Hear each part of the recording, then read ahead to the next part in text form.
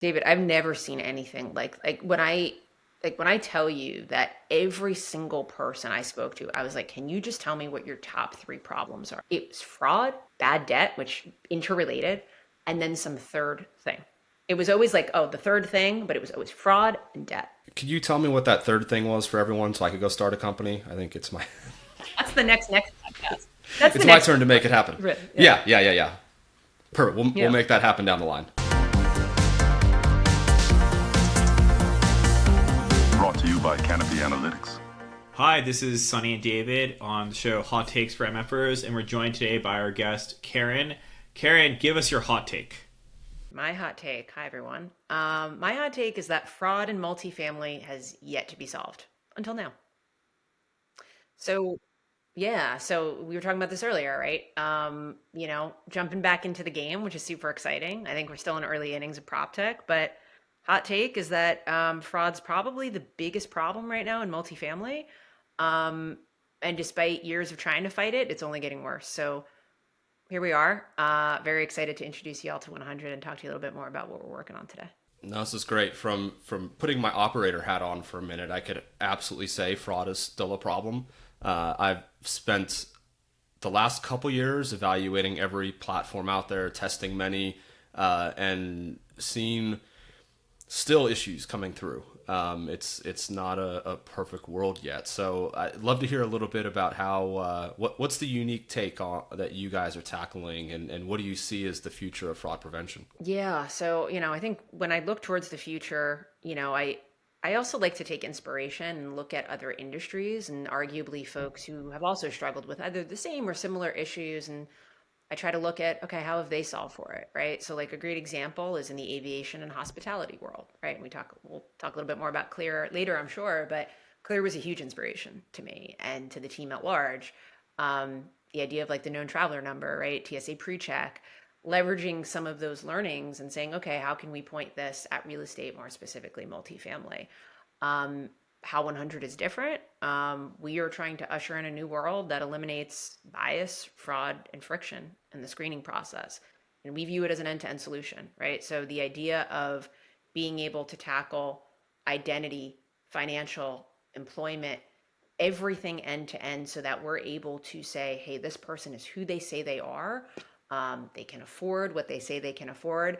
I mean, having that in one system versus in a piecemeal, siloed, fragmented way, um, that's different. Caren, I've definitely seen delinquency spike up in the last couple of years. I think it's been a universal trend. Like, obviously running analytics, I see it all the time. Our customers are really struggling with it. Why do you think the problem has gotten worse? Like, it feels like it's definitely picked up more. Like, what's going on now compared to like 5 years ago that is causing this to be an even bigger problem than it was before? One is I think if we look at the vast move to digital tools and solutions over the course of COVID, it was very much like you guys remember 2020, Q2 of 2020. It was a very frenetic, like almost sales process. Like I remember I was at Funnel at the time, and I think it was one of like our I think it might have been our best quarter to date from a sales perspective, which is wild to think about. But there was this like mad dash, this rush to say, holy shit, we are ill equipped to handle online first or digital first communication, touring, etc. We have to get up to speed, right? So I think we might have overcorrected a little bit as an industry where we didn't necessarily think strategically how are we going to build a platform or systems that talk to each other that help us move to a digital first world thoughtfully. So I think some of that are like we're experiencing the ramifications from that, if that makes sense. I also think generally, like if you look at just the rise of like rent growth over the course of the past 10, 15 years, let's leave the past year or two, carve that out for a second. But if you look at the past decade and a half and you chart that against income growth, you'll see rent growth. There's pretty big delta. How do you, as a startup, as a founder, approach a company like Clear, who, I'm thinking about here in the Bay Area. If you go to a Warriors game, for a while they were using Clear to access the stadium. Right, they're not just at the airport. They're expanding outside of that quite a bit. So how is that process for you to go approach a Clear and ask, hey, want to be our partner? Yeah. So, I mean, listen, I think real estate, largest asset class in the world, right? Like they're very, Clear is very sophisticated. They're very strategic.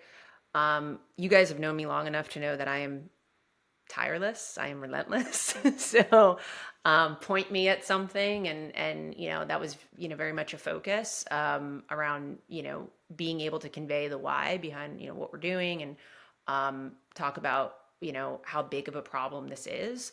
So yeah, certainly like time, blood, sweat, and tears to really position that and make sure it was it was a win-win. But they're incredible, and this idea of a reusable universal identity, it's a vision that we share. But it sounds like, your kind of thesis here is that, like, a credit check, an SS social security number, like, it's something anyone can kind of produce, right? And it doesn't have to be attributed to a person. And it feels like maybe what you're creating is what you call this verified renter network. And I'd love to know, like, how do you verify someone? Like, at Clear at the airport, like David said, like, they do the eye scan, they do the finger scan, it's instant, it's fast, you get through a fast track line, it's like way better. I've been, we all travel a lot for work, but like, it's been awesome. Like, how do you imagine bringing that into multifamily that feels natural for the prospects and also is adding this huge accredited value where you can stop having fraud? Totally. Yeah. So I would say, like, first of all, the name and the brand, right, certainly helps. So like, I think being able to leverage, and we do leverage Clear's technology to verify identities biometrically.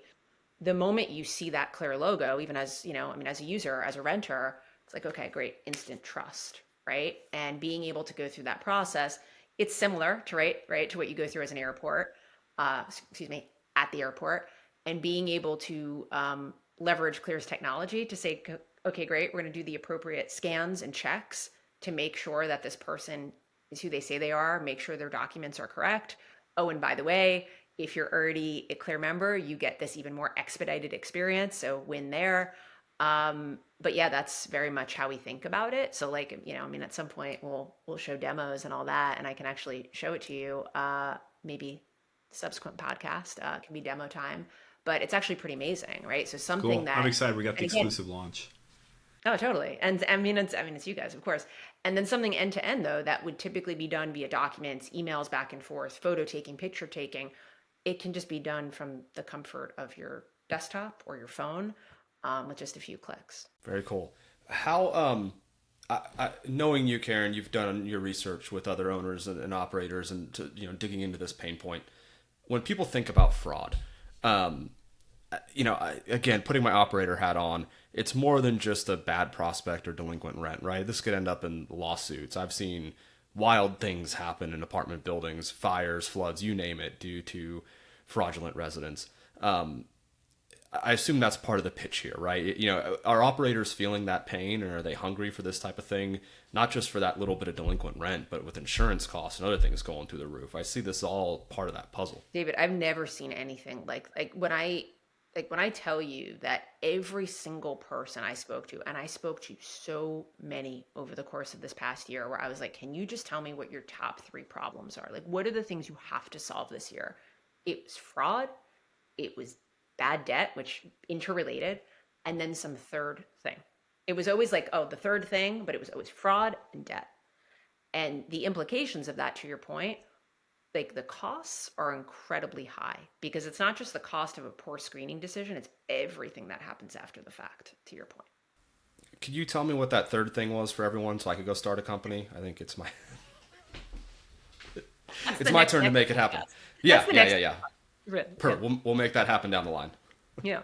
But I don't need to tell you guys this, because we've all been in this industry long enough to know, like, it's hard to get operators' attention, especially right now, right? Budgets are tight. Folks are kind of battening down the hatches a bit. I don't know if I've ever been part of a product or, solving for a category where it was this hair on fire moment, where it was like, oh my God, we need to find a way out of this mess. We need a viable solution. Got it. As you, obviously Clear being the big announced partnership when you guys went live, as you think through the property management space, what other integrations, partnerships, what else are you guys looking at for your launch? I want to always look for kind of the win-win partnerships where we could either make it easier for an operator to get on board, leverage us, utilize our solution, or give the renter a bit more value in their experience with us, right? So like, how do we deliver? Again, it's these frictionless experiences on both sides. So I'd say we've been in heads down partnership mode for a while. So now I'm excited to maybe move more towards like, cool, let's get these things, let's get this thing in people's hands and start growing. It sounds with the Clear partnership too. Are you guys going B2C out of the gate? Are you going B2B? Both? What are you trying to tackle first? Yeah, I'd say like our focus right now is B to B to C. We have a lot of operators who, obviously Clear was, like a big feather in our cap, but I think the product of saying, hey, listen, you don't need to kind of piecemeal identity versus income versus background versus document verification. You get everything under one roof. I think a big part of what kind of where we're trying to do with that has really been kind of, like stands out to the operators. You've been involved with like a lot of early stage businesses in prop tech, and like you've definitely earned your stripes. And like one thing I want to know is like you get to start over and you get to do this any way you want. Like, what do you want to do different this time? That's such a good question. There's so much I want to do. Like, listen, I mean, I'm not here to be like, oh, I did everything right, and here I am again doing everything right. Hell no. Like, we made so many mistakes, and I'm sure I'm going to make, and I'm sure I already have, right? That's par for the course.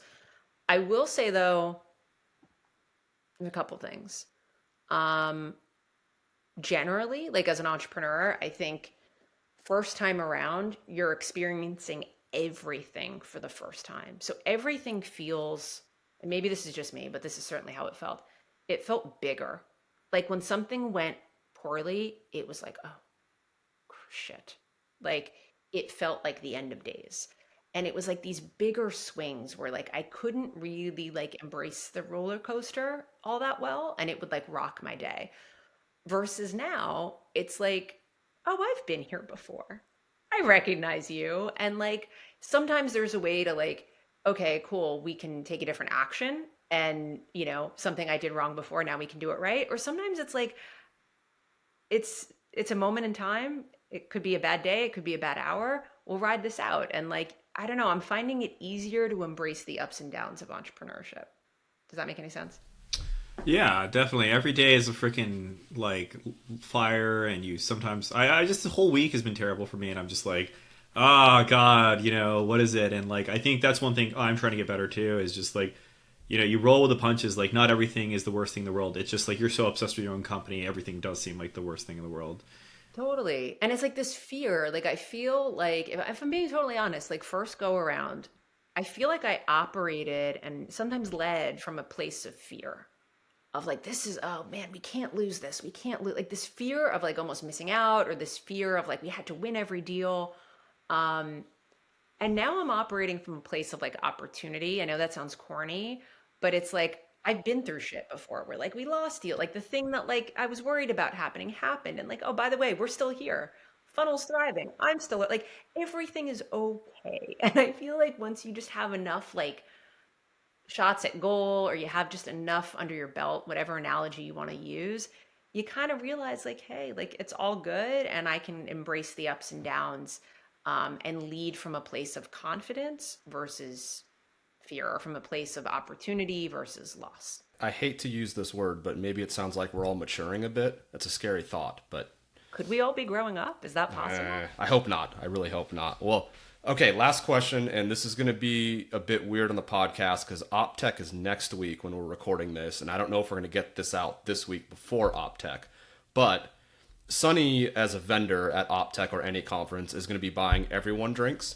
Sure. Caren, I suggest everyone they buy you a drink. So what's your drink of choice my at God. OpTech? You're the greatest. So if someone could procure an espresso martini for me, it is the drink of the 100 team for sure. I would be so grateful. Awesome. So espresso martinis for Caren. I like it. I like maybe it. maybe NAA espresso martini bar for all customers of 100. Maybe. I like that. You're giving away my secrets over here. I like that. Awesome. Yeah. So yeah, I mean, espresso martinis next week. I'm in. Perfect.